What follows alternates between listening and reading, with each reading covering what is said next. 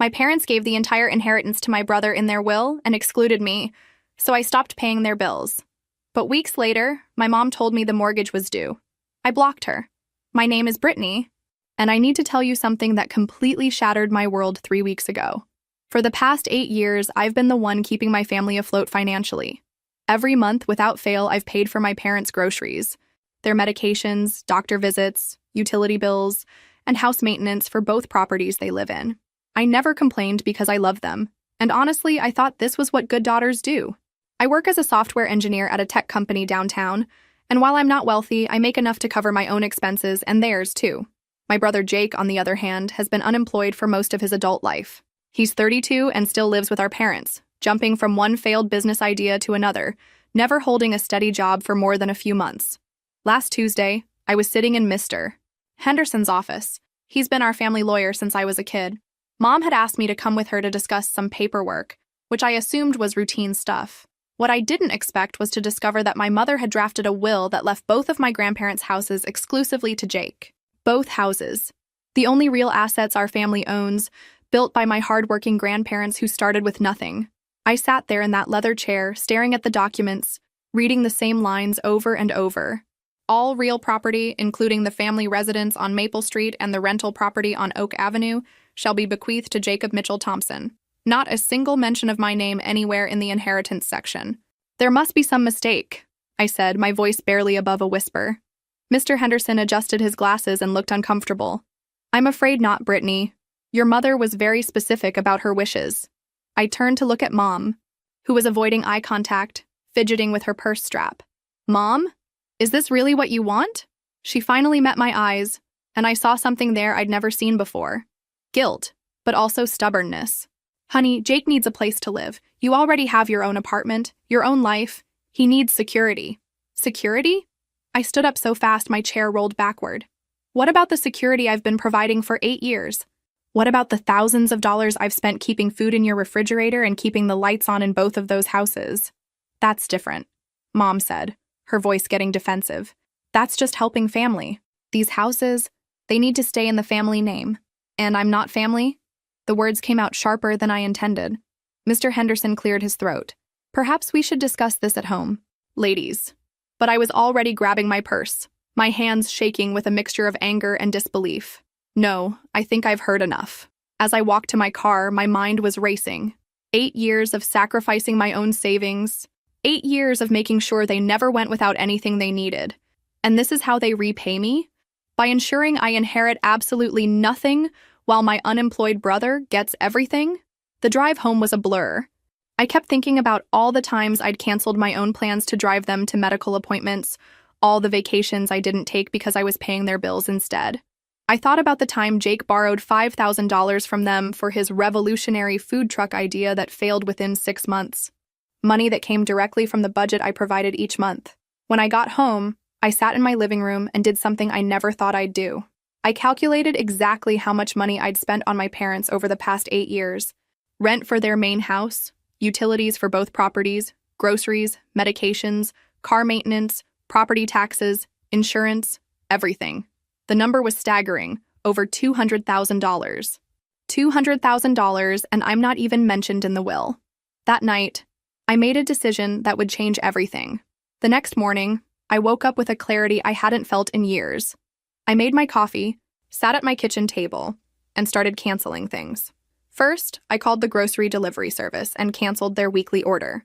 Then I canceled the automatic payments for their utilities: electric, gas, water, internet, and cable for both houses. I canceled their prescription delivery service, their lawn care, and even the monthly cleaning lady I'd been paying for. Each phone call felt like removing a weight from my shoulders. By noon, I had systematically cut off every single financial support system I'd built for them over the years. Then I drove to their house on Maple Street. Mom was in the kitchen making lunch when I walked in. She smiled when she saw me, as if nothing had changed, as if yesterday's revelation was just a minor disagreement. "Oh good, you're here. I was just making some sandwiches. Want one?" "We need to talk," I said, placing a folder of papers on the kitchen counter. "About yesterday? Honey, I know you're upset, but you'll understand when you're older. Jake really needs—" "No, Mom. Listen to me carefully." I opened the folder. These are printouts of every payment I've made for this family in the past 8 years. Every grocery bill, every utility payment, every medical expense, every repair bill for both houses.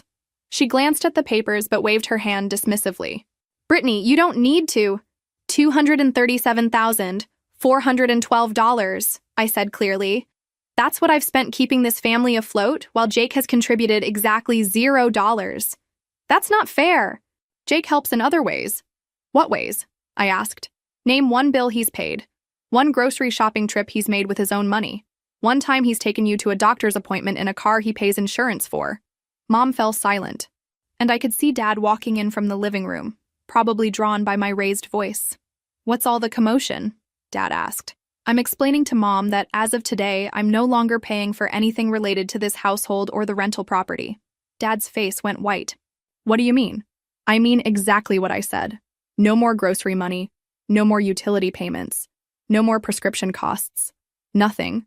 If I'm not worthy of inheriting the properties I've been maintaining, then I'm not responsible for maintaining them anymore. You can't be serious, Mom said, sinking into a chair. I've never been more serious about anything in my life. I called and canceled everything this morning.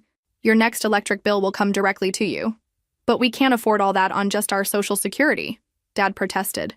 Then I suggest you talk to Jake about getting a job. After all, he's inheriting properties worth over $400,000. Surely he can contribute something toward their upkeep. This is just anger talking, Mom said, tears forming in her eyes. You don't mean this. I looked at both of them, these people I'd sacrificed so much for, and felt something inside me harden. You made your choice when you decided Jake deserved everything and I deserved nothing. Now you get to live with the consequences of that choice. I picked up my folder and headed toward the door. Brittany, please, Dad called after me. You're being unreasonable. I turned back one last time. What's unreasonable is expecting someone to financially support a family that doesn't consider her worthy of being part of its future. As I drove away, I could see them standing in the doorway, looking confused and scared.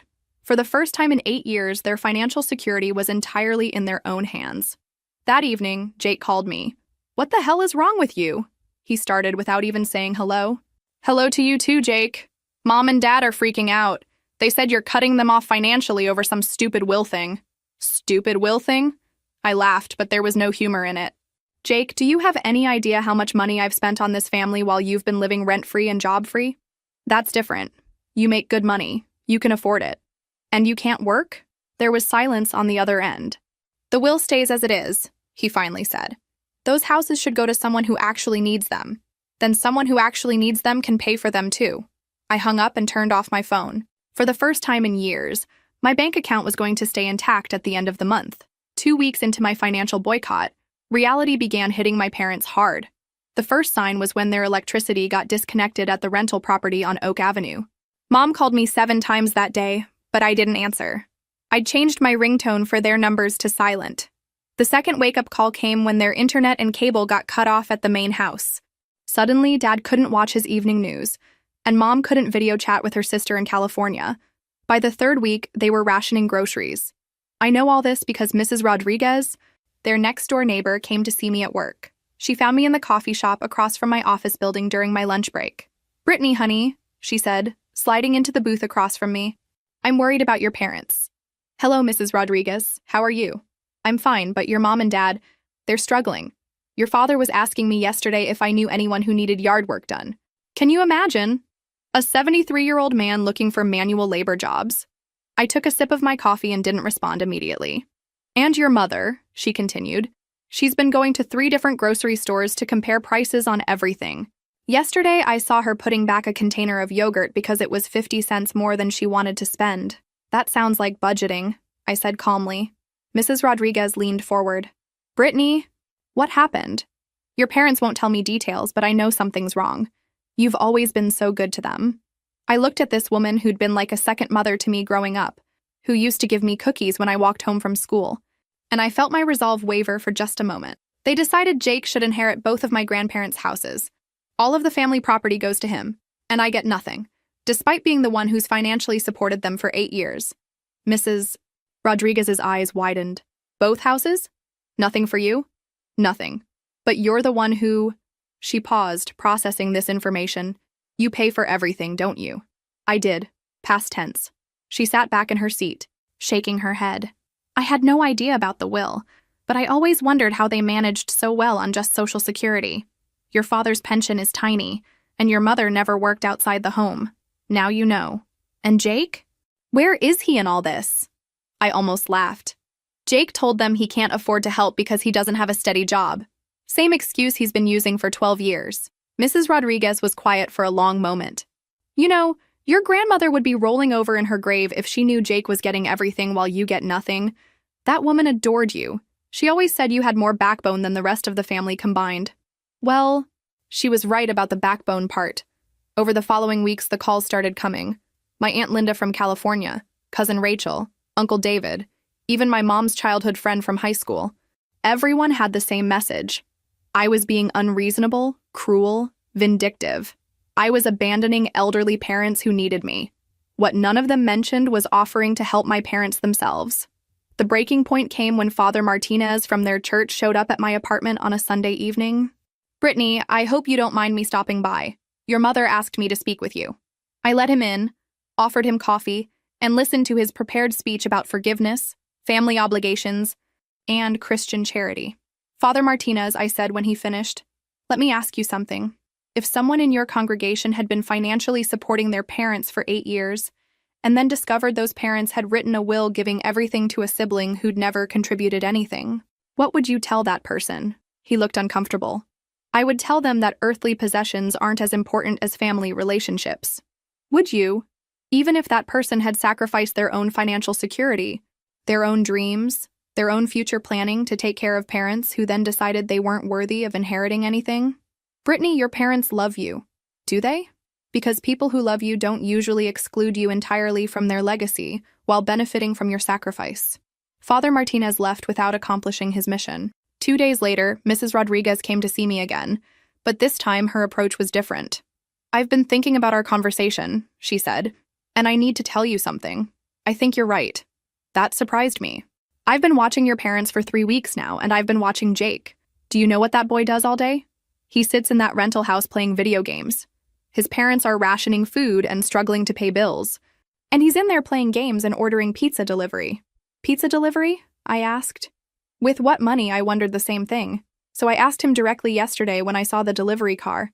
He said he had some cash from selling something online.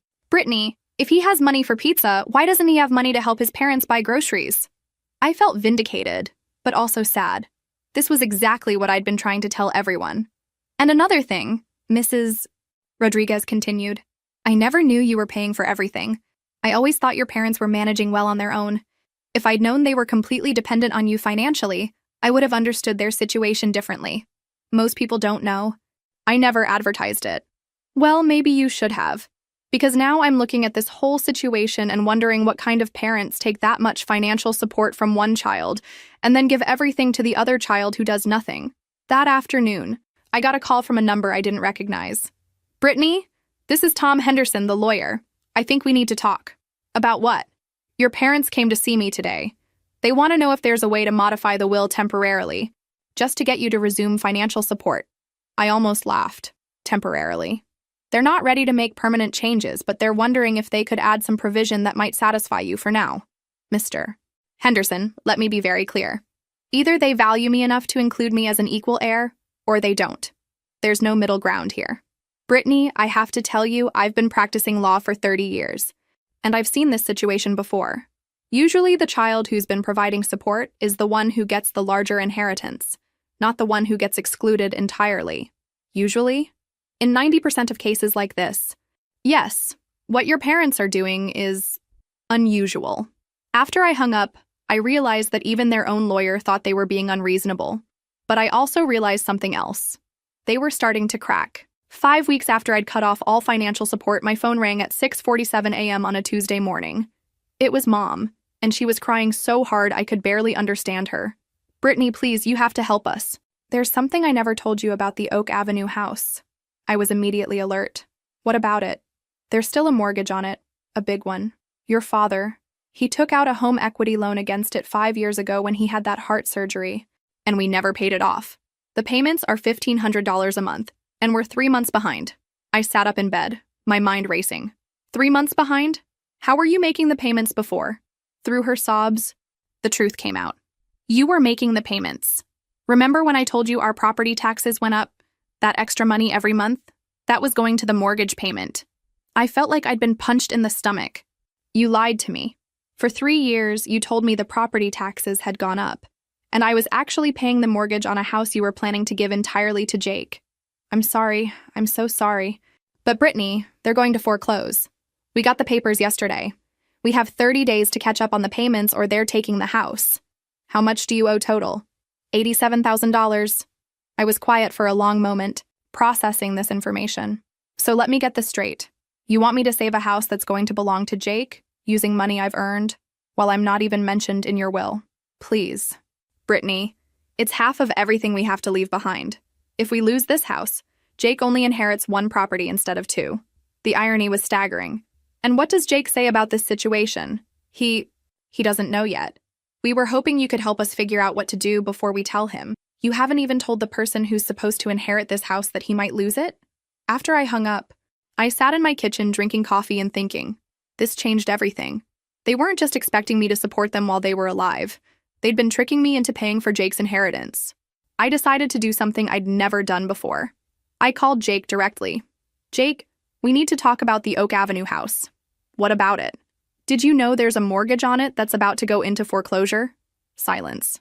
Jake, what are you talking about? I explained the situation and I could hear him getting agitated. So you're telling me that one of the houses I'm supposed to inherit might get taken by the bank? That's exactly what I'm telling you. Well, you have to do something about it. I have to do something about it? Jake, it's your inheritance. Why don't you do something about it? I don't have that kind of money. Then get a job and earn it. Brittany, come on, you know I'm not good with regular jobs. I'm more of an entrepreneur. I almost choked on my coffee. An entrepreneur? Jake, name one business venture of yours that's made any money. That's not the point. The point is that Mom and Dad need help, and you're the only one who can provide it. No, the point is that you're 32 years old and you've never paid a bill in your life, yet you expect to inherit everything while I inherit nothing. Look, maybe we can work something out with the will after we get through this crisis. What kind of something? I don't know. Maybe you could inherit, like, 20% or something. I hung up on him. Later that day, I got a call from Dad. Brittany, Jake told us you two talked about the house situation. And he suggested maybe we could adjust the will to give you a small portion, maybe 20 or 30%, if you help us save the Oak Avenue property. 20 or 30%? I could feel my blood pressure rising. Dad, I've paid over $200,000 to support this family. I've been paying the mortgage on that house for 3 years without even knowing it. And you think I should be grateful for 20%? We're trying to be fair here, Brittany. Fair? Fair would have been including me equally in the first place. Fair would have been telling me I was paying a mortgage instead of lying about property taxes. Fair would have been Jake getting a job sometime in the past decade. Please, honey, we're running out of time. The bank won't extend the deadline. I took a deep breath. Here's what's going to happen. Dad, you're going to tell Jake that if he wants to inherit those houses, he needs to figure out how to save them. I'm done being the family ATM for properties I'll never own. But he can't possibly come up with that kind of money. Then I guess he's going to inherit 1 house instead of 2. Actions have consequences. That night, I calculated what I'd actually paid toward that mortgage over 3 years. $54,000. I'd unknowingly paid $54,000 toward Jake's inheritance while being completely excluded from any benefit. The aftermath was intense. Mom called me constantly. Dad left increasingly desperate voicemails, and Jake kept trying to negotiate different percentages like he was doing me a favor. Even relatives I hadn't heard from in years were suddenly reaching out with their opinions about my selfishness. But it was Mrs. Rodriguez's visit on Thursday evening that made me realize I needed to take drastic action. Brittany, honey, I hate to bother you, but your mother collapsed in her kitchen today. I felt my heart skip. Is she okay? She's fine physically, but she was crying so hard she couldn't breathe. She kept saying she couldn't lose the house, that your grandfather would never forgive her if she lost the house he worked so hard to buy. I closed my eyes. Mrs. Rodriguez, I know you're angry, and you have every right to be, but she's making herself sick over this. That night, I made a decision that surprised even me. I was going to end this once and for all, but not in the way anyone expected. I went to my laptop and started blocking phone numbers. Mom's cell phone, Dad's cell phone, their landline, Jake's number. I blocked them on social media, on email, on every platform where they could reach me. Then I called my building's front desk. Hi, this is Brittany in 4B. I need to add some names to the do not allow list for visitors. I gave them my parents' and Jake's full names and descriptions. Next, I called my phone company and changed my number entirely. I kept the same phone, but got a completely new number that nobody in my family had. Finally, I drafted an email to my entire extended family. Aunts, uncles, cousins, family friends, everyone who'd been pressuring me about this situation. The email was simple. I will no longer be responding to calls, texts, emails, or messages about my parents' financial situation or their will. My decision is final. Anyone who continues to contact me about this matter will also be blocked. I'm moving forward with my life, and I suggest everyone else do the same. I sent it to 43 people, and then blocked all of their numbers too.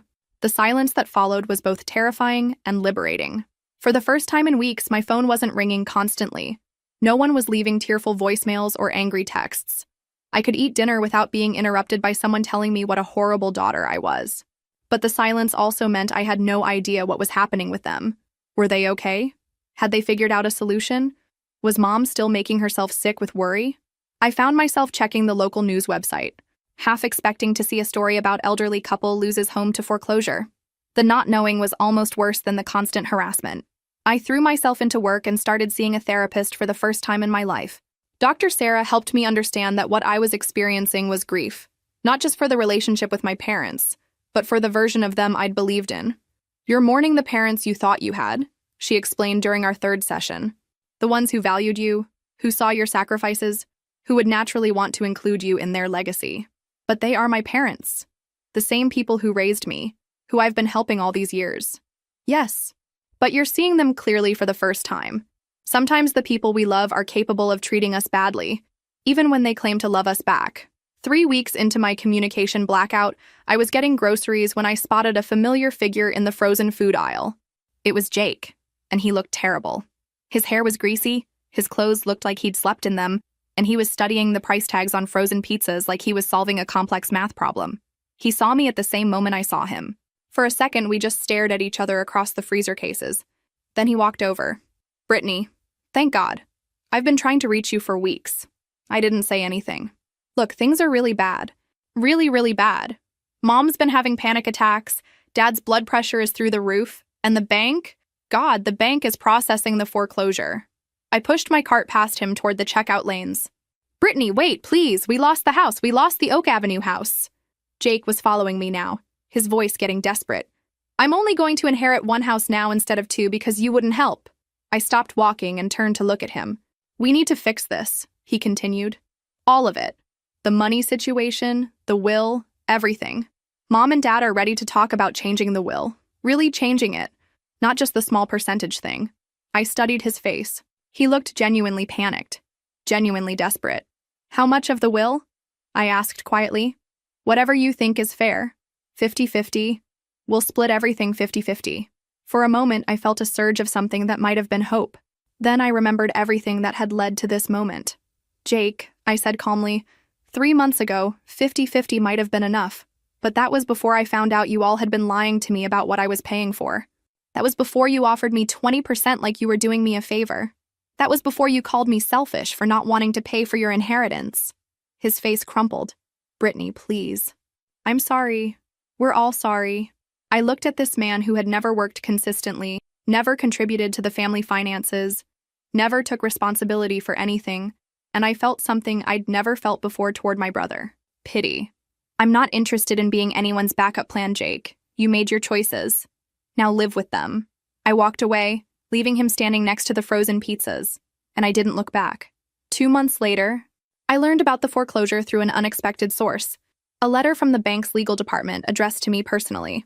I opened it with shaking hands, wondering how they'd even gotten my new address. The letter informed me that as someone who had been making mortgage payments on the Oak Avenue property, I had certain rights regarding the foreclosure proceedings, and an opportunity to assume the loan if I wished. The house was scheduled for auction in 10 days. I stared at the letter for a long time, realizing that my parents had probably given the bank my information years ago when they'd set up the automatic payments from my account. To the bank, I looked like I was responsible for the mortgage, even though I'd never been on the deed. That evening, I did something I hadn't done in months. I drove past both of my parents' houses.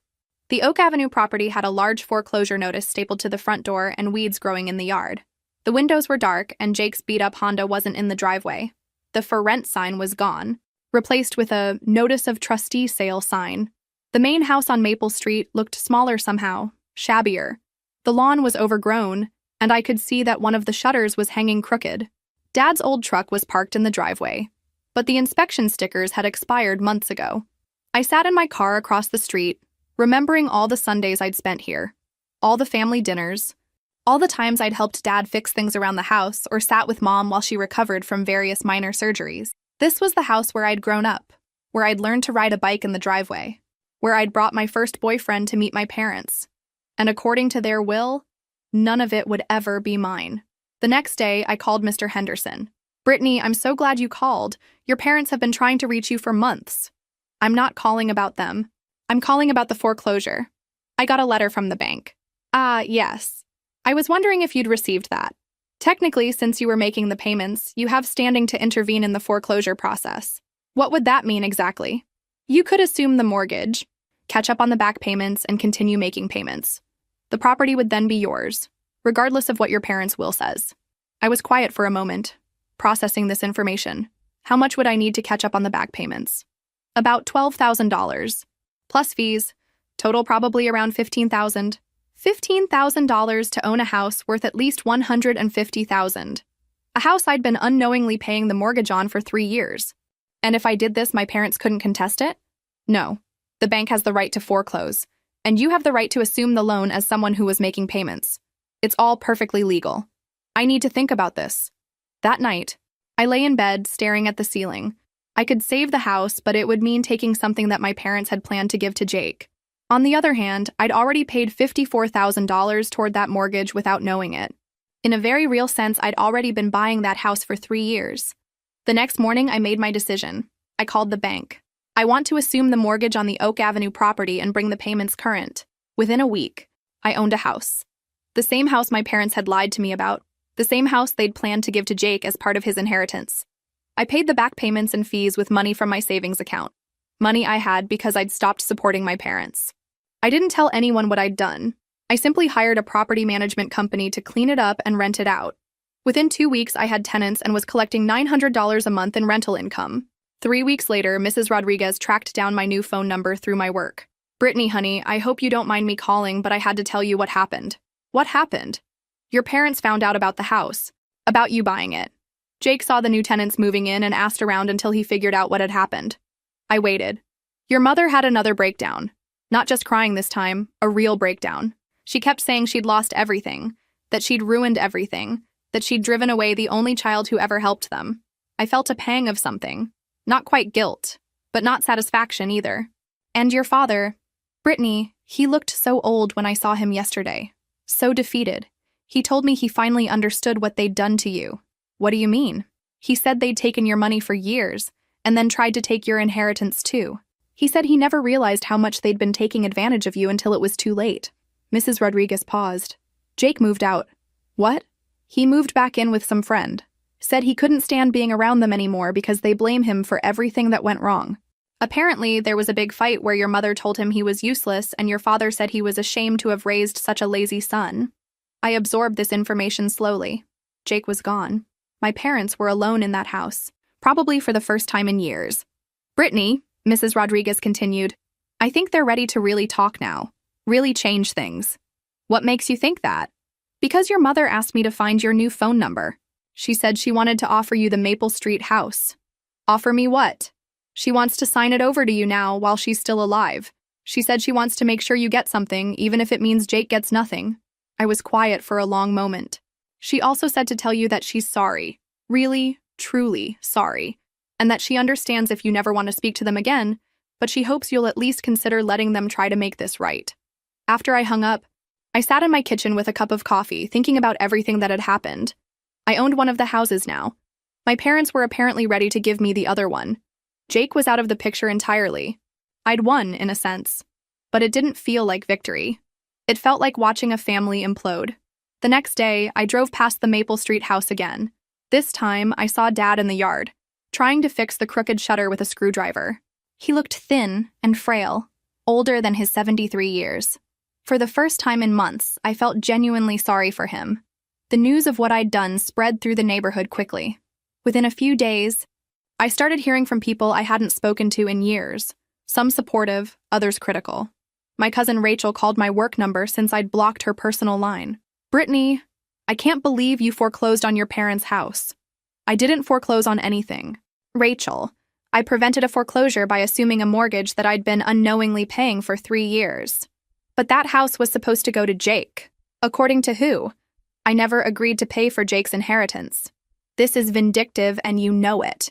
What's vindictive is letting your daughter pay for a house for 3 years while lying about what the money is for, then planning to give that house to your unemployed son. But not everyone saw it that way. My coworker Jennifer stopped by my desk Monday morning. "I heard through the grapevine what's been happening with your family.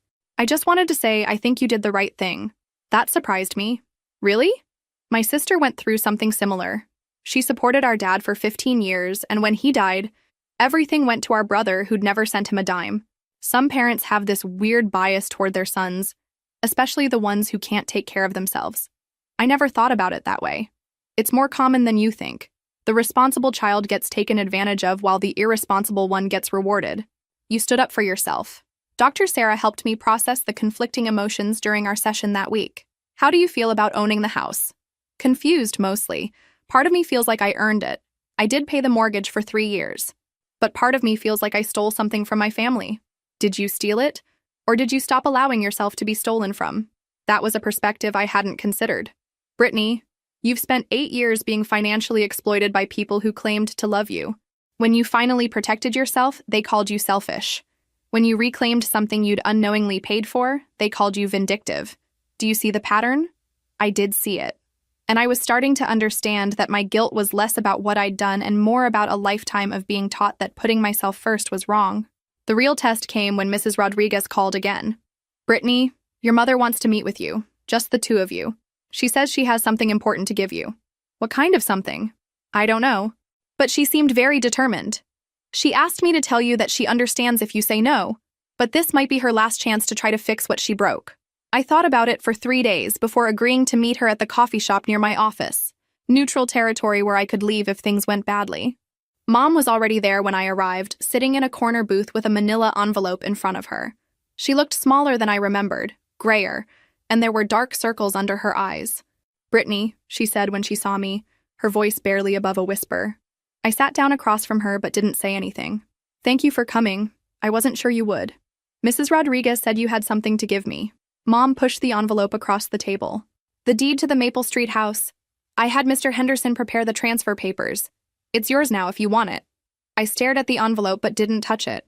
"There are no conditions," she continued. "No strings attached. I'm not asking you to take care of us or give us money or anything else. I just want you to have what should have been yours all along." "What about Jake?" "Jake made his choices. He's 32 years old and he's never held a job for more than 6 months. He's never contributed anything to this family except problems and expenses. I don't know what I was thinking, planning to give him everything." I picked up the envelope and looked inside. Legal documents transferring ownership of the house to me, signed and notarized. "Why now?" I asked. Mom's eyes filled with tears. "Because I finally understand what we did to you. Not just the will, everything. We took advantage of your love, your sense of responsibility, your generosity. We treated you like a bank account instead of a daughter. You lied to me about the mortgage payments. Yes, and I'm ashamed of that every day. You excluded me from the family legacy while I was paying to maintain it. Yes, you called me selfish when I finally stood up for myself. Yes." The tears were flowing freely now. "Brittany, I know I don't deserve your forgiveness. I know I probably destroyed our relationship forever. But I needed you to know that I finally see what I did, and I'm sorry." I sat there looking at this woman who'd raised me, who'd taught me to be responsible and caring, and who'd then exploited those very qualities for years. "What happens now?" I asked. I spent the rest of that week thinking about my mother's question. What happens now? I owned both houses that had once belonged to my grandparents. My parents were struggling financially. Jake was out of the picture, and I had all the power in this situation. The irony wasn't lost on me that the very thing they'd tried to deny me, ownership of the family properties, had come to me anyway, just through a different path. I found myself driving past their house several times that week, not stopping, just observing. The yard still looked neglected. Dad's truck still had expired tags. I could see them through the kitchen window one evening, eating what looked like a very simple dinner. They were managing on just their Social Security now, about $1,300 a month total. I knew because I'd been supplementing that income for so many years. Rent alone in our area was typically $800 to $1,000 a month, so they were probably spending more than half their income just on housing costs for the one remaining property. Doctor, Sarah and I talked through the options during our next session. You have a choice to make, she said, but this time it's truly your choice. You're not being manipulated or guilted into anything. You have complete control over the situation. Sometimes I think that makes it harder. How so? When they had all the power, it was easier to know what the right thing to do was. Stand up for myself. But now that I have all the power, I'm not sure what the right thing is. What are you considering? Part of me wants to help them again. Not like before, not paying for everything, but maybe something reasonable. They're old, they're struggling, and despite everything that happened, they are still my parents. And the other part of you? The other part of me thinks they made their bed and should lie in it. They exploited me for years, excluded me from their will, called me selfish when I stood up for myself. Why should I help them now just because they finally realized they need me? I spent another sleepless night weighing these options before I made my decision. I called Mom the next day. I want to see both you and Dad tomorrow evening, 7 o'clock at your house. Brittany, yes, of course. Should we prepare anything? Just be ready to listen. The next evening, I parked in their driveway and walked up to the front door for the first time in 4 months. Dad answered the door, and I was shocked by how much weight he'd lost. Brittany, he said, his voice thick with emotion. Come in, come in. We sat in their living room, the same room where I'd spent countless evenings over the years, watching TV with them, helping them sort through paperwork, listening to their stories about their day. I have some things to say, I began, and I need you both to let me finish before you respond. They nodded. First, I want you to understand something. I didn't cut you off financially to hurt you. I did it because continuing to support people who didn't value me enough to include me in their legacy was destroying my self-respect. Dad started to speak, but I held up my hand. Second, I need you to acknowledge that what you did to me was wrong. Not just the will, everything. Taking my money for years while lying about what it was for. Planning to give Jake everything while giving me nothing. Calling me selfish when I finally stood up for myself.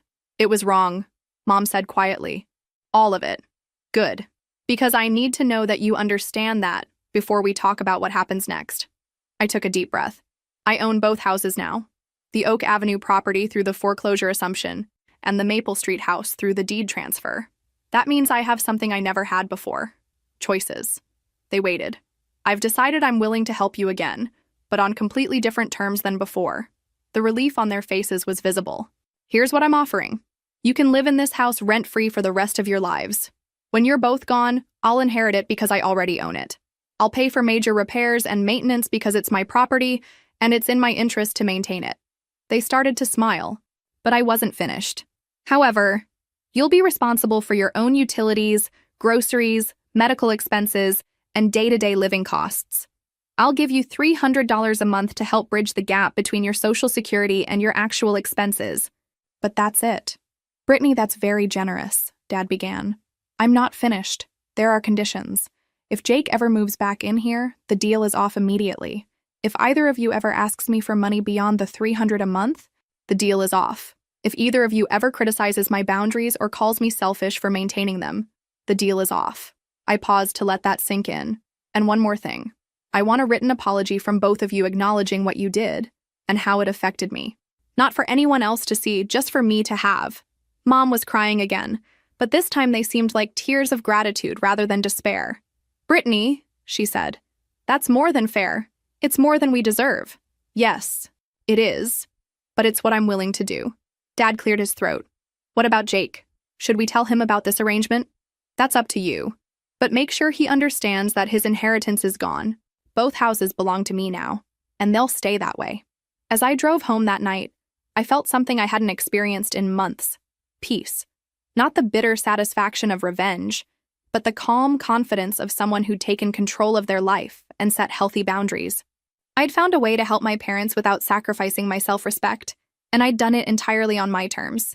2 weeks after establishing our new arrangement, Mr. Henderson called me with unexpected news. "Brittany, I thought you should know that Jake came to see me yesterday." "About what?" "He wants to contest the deed transfer for the Maple Street house. He's claiming that your mother wasn't mentally competent when she signed it over to you." I felt my stomach drop. Is that even possible? Technically, yes. If he could prove she was under duress or not of sound mind, he might have a case. But Brittany, I was there when she signed the papers. She was completely lucid and very clear about what she was doing and why. What does this mean for me? Probably nothing. Jake doesn't have money for a lawyer, and any attorney would want a substantial retainer for this type of case. Plus, he'd have to prove that your mother was incompetent, which would be very difficult given that I have documentation of our conversations and her clear reasoning for the transfer. Should I be worried? I doubt anything will come of it, but I wanted you to be aware. That evening, Dad called me. The first time he'd used his phone to contact me since I'd unblocked their numbers. "Brittany, Jake came by today. He was very upset about the house situation." "What did he say?" "He accused us of stealing his inheritance and giving it to you. He said he was going to take legal action." "And what did you tell him?" "I told him the truth, that we'd treated you unfairly for years, that you'd paid for both houses in different ways, and that we were trying to make things right." "How did he respond to that?" Dad was quiet for a moment. "He said we were all crazy if we thought he was going to let this stand. Then he stormed out." 3 days later, I got a call from a number I didn't recognize. "Brittany, this is David Patterson, an attorney here in town. I'm representing your brother Jake in a matter concerning some property transfers." "I see. I'm calling to see if you'd be interested in settling this matter out of court. My client is willing to accept the Oak Avenue property as his inheritance if you'll transfer the Maple Street property back to your parents' estate." I almost laughed. "So Jake wants me to give him the house I bought through the foreclosure and also give up the house my mother legally transferred to me?" "Well, when you put it that way, Mr. Patterson, let me ask you something. Did Jake tell you that I financially supported our parents for 8 years while he contributed nothing? Did he mention that I unknowingly paid the mortgage on the Oak Avenue property for 3 years? Did he explain that our parents originally planned to give him both houses while excluding me entirely from their will?" There was a pause. "Those details weren't fully explained to me. I suggest you get the full story from your client before you call me again." I hung up and immediately called Mr. Henderson. "I just got a call from Jake's lawyer wanting me to settle." "What kind of settlement?" "He wants me to give Jake the Oak Avenue house and transfer the Maple Street house back to my parents' estate." Mr. Henderson actually chuckled. "That's quite ambitious of him. Is this going to be a problem?" "Brittany, let me explain something about probate law. Your mother transferred the Maple Street house to you while she was alive, of her own free will, with proper legal documentation. That's called a gift deed, and it's very difficult to contest. And the Oak Avenue house? You assumed a mortgage that was in default and saved the property from foreclosure. You had legal standing to do that because you'd been making the payments. Jake has no claim to that property whatsoever. So I don't need to worry? I wouldn't lose sleep over it. Jake's attorney is probably working on contingency, hoping for a quick settlement. When he realizes how weak the case is, he'll likely drop it." Sure enough, 2 weeks later, Mr. Henderson called me back. Jake's attorney withdrew from the case. Apparently, when he dug deeper into the financial records and saw how much you'd contributed to the family over the years, he realized there was no viable case. And Jake? According to your parents, he's moved back in with his friend permanently. He told them he wants nothing to do with any of you anymore. I felt a mix of relief and sadness. Relief that the legal threat was over, but sadness that my family had completely fractured. Jake was gone, probably forever. My relationship with my parents was rebuilt, but fundamentally different. The family I'd grown up in no longer existed. Dr. Sarah helped me process these feelings. It's normal to grieve the loss of your family structure, even when that structure was dysfunctional. I keep wondering if there was a way to fix things without everything falling apart. Brittany, you didn't cause this situation. You responded to it. Your parents' choices created the crisis, and Jake's choices escalated it. You just refused to keep enabling a system that was hurting you. But now Jake's completely out of our lives. And whose choice was that? She was right. Jake had chosen to contest the legal transfers rather than accept responsibility for his role in the family's financial problems. Jake had chosen to cut off contact when he couldn't get what he wanted. Jake had made his own decisions. A month later, I was having dinner with my parents, our first family meal in over 6 months. The dynamic was completely different now. They asked about my work, my life, my plans. They didn't hint about needing money or help with various expenses. They seemed genuinely interested in me as a person rather than as a resource. "Brittany," Mom said as I was getting ready to leave, "I want you to know how proud I am of you." Proud of me? For standing up for yourself, for not letting us take advantage of you anymore. I raised you to be strong and independent, and then I spent years trying to make you weak and dependent. I'm glad you didn't let me succeed. As I drove home that night, I realized that while I'd lost the family I thought I had, I'd gained something more valuable. A family that actually respected me. 6 months into our new arrangement, I was sitting in my therapist's office reflecting on how much had changed. "How are things with your parents now?" Dr. Sarah asked. "Better than they've ever been, honestly. I see them once a week for dinner. We talk on the phone every few days, and for the first time in my adult life, they seem to see me as their daughter, rather than their financial safety net. And how does that feel? Like the relationship I always wished we could have." It was true. Without the constant undercurrent of financial obligation and resentment, I was discovering that I actually enjoyed spending time with my parents. Dad had started volunteering at the local food bank, something he'd never had time for when he was constantly worried about money. Mom had joined a book club and was taking a watercolor painting class at the community center. They were living within their means for the first time in years, and it had forced them to find purpose and activities that didn't cost money. The $300 I gave them each month covered the gap between their social security and their basic needs, and they'd learned to budget carefully for everything else. "What about Jake?" Dr. Sarah asked. "No contact at all. Mom told me he got a job at a warehouse about an hour away and is renting a room from a coworker. Apparently, losing the inheritance and the legal case was a wake-up call for him. How do you feel about that?" Sad, but not guilty anymore. Jake's 33 years old. If he needed a life crisis to finally get a job and take responsibility for himself, then maybe this was the best thing that could have happened to him. The Oak Avenue house had turned out to be an excellent investment. After some minor renovations, I was renting it for $1,200 a month, which more than covered the mortgage payment and gave me additional income. I'd used some of that extra money to set up a small emergency fund for my parents' unexpected expenses. Medical bills, car repairs, things like that, but only for true emergencies. "I need to tell you something," I said to Dr. Sarah. "Jake reached out to me last week." "How?" "He sent a letter to my work address. I guess he figured out where I worked from my LinkedIn profile." "What did he say?" I pulled the letter from my purse. I'd been carrying it around for days, not sure how to feel about it. He apologized. Really apologized. Not just the surface-level sorry he used to give when he wanted something. He said he understood now why I did what I did, and that he was ashamed of how he'd treated me and our parents for so many years. How did that make you feel? Surprised, and a little hopeful, I guess. Are you thinking about responding? I don't know. Part of me wants to, but part of me is worried that any contact will just restart the old patterns. Dr. Sarah nodded. What would contact with Jake look like for you? What would you need from him to feel safe having him in your life again? I thought about that question for the rest of the week. What would I need from Jake? First, consistency. Not just a letter of apology, but sustained evidence that he'd actually changed. A steady job, taking responsibility for his own life, contributing to the family in positive ways. Second, respect for the boundaries I'd established.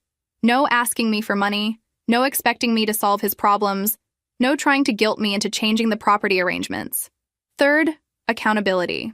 Acknowledgement that his actions had consequences, that losing his inheritance was the direct result of his own choices, not something that was unfairly done to him. A week later, I wrote back. A short letter explaining that while I appreciated his apology, I needed to see sustained change over time before I'd be ready to rebuild a relationship with him. I told him that if he was serious about making amends, he should focus on being a better son to our parents and a responsible adult, and that maybe in a year or two we could try talking again. I never heard back from him, which told me everything I needed to know about his level of commitment to change. But that was okay. I'd learned that I couldn't control other people's choices, only my own responses to them. 3 months later, I got a call from Mrs. Rodriguez. "Brittany, honey, I have wonderful news. Your parents just told me they're planning a cruise for their 50th wedding anniversary next year." "A cruise? Really? Your father has been saving up his volunteer stipend from the food bank, and your mother has been selling her watercolor paintings at the community center craft fair. They've been planning this for months." I felt a surge of pride and happiness for them. They were finding ways to enjoy their lives and create new memories without depending on me to fund their dreams. That's fantastic, Mrs. Rodriguez. They're so proud that they're paying for it themselves. Your mother told me it's the first vacation they've taken in 20 years that they actually earned the money for. After I hung up, I realized that this was what success looked like. Not winning or losing, not getting revenge or extracting apologies, but creating a family dynamic where everyone took responsibility for their own lives while still caring for each other. I'd gone from being the family ATM to being a daughter, and my parents had gone from being dependents to being independent adults who happened to be my family. It had taken a crisis to get here, but we'd all come out stronger on the other side.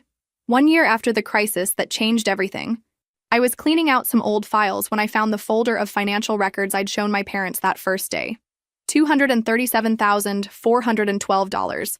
I'd kept every receipt, every bank statement, every proof of payment from 8 years of supporting them. I sat there looking at those papers and realized I didn't need them anymore. They'd served their purpose, proving to myself and my family that my contributions had been real and substantial.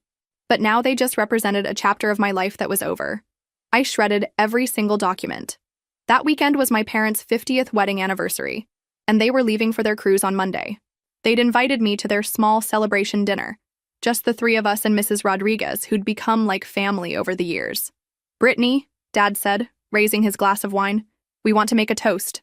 I looked at these two people who'd raised me, exploited me, and then finally learned to respect me.